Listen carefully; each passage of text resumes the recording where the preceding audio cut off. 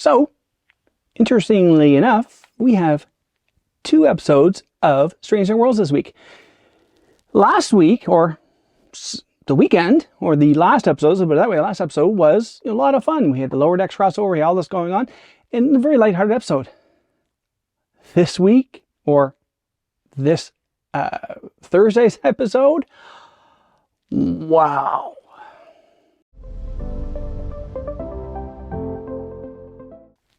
Greetings, Dave here, TCP Effects. Yeah, wow. All right, spoilers. So, this episode, holy smokes. We took the lightheartedness of last episode and did 180 degrees of this. This was, my friends and I was like, I got PTSD just watching this episode. It just was unbelievable. So this goes and actually answers a lot of questions. The karate drug? Protocol 12. Turns out M'Benga made it years ago. It's a mix of adrenaline and pain blockers, things like that. That's what they used in the first episode when they fought against the Klingons. So, they're fighting against Klingons in a flashback to a war that M'Benga was part of. And this is where we find out more about his ass-kicking doctor. Basically, he's a Star Trek John Wick, is what my friend Chris said. Maybe it was Larry. Well, they're interchangeable. One of my friends said it. And it goes a lot through that. And just as you're going through, just hearing incoming transport, it's just, ah!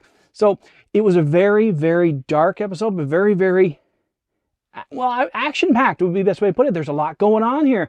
And then we see a whole lot more about M'Benga and Chapel. We get a lot more about their backstory. So it makes a whole lot more sense.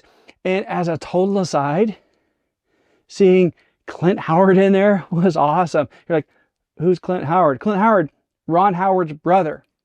Clint has been stuff forever. He was in American Graffiti.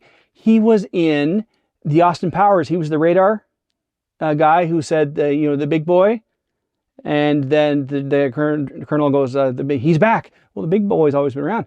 But Clint Howard is also, he played the kid in, I'm saying this right, Baylock in the episode.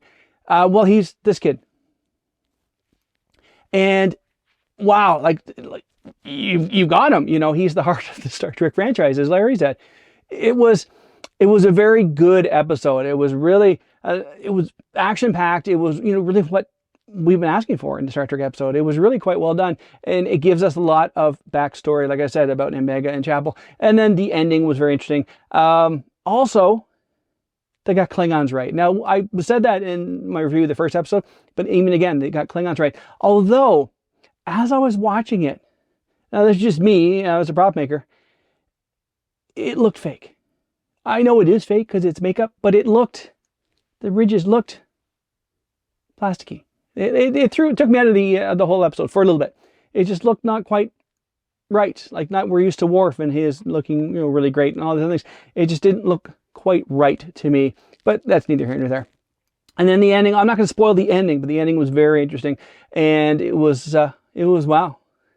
So it's really interesting. You have a lighthearted episode like the Lower Decks crossover, then you have this very action-packed, very dark episode, and next episode is the musical episode. So it's interesting. I guess you have to bookend the really dark ones with something a little bit more lighthearted. So in the end, solid episode. I really enjoyed it. My friend Larry was like, how do I write about this stuff? This is so good. What do I say? And then he managed to knock out an article. So it's really well done. Hits all the points. Well, Larry's a writer. What do you expect? He's pretty good at doing this. So if you haven't seen the episode, obviously, as I said, every time I do these, check it out. It's really quite well done. It was, it was a great episode, and I thought it was pretty cool. So that's my review of Strange New Worlds, episode 8. And I'm going to call it now. I'm going to call it a day, and we'll talk to you all later.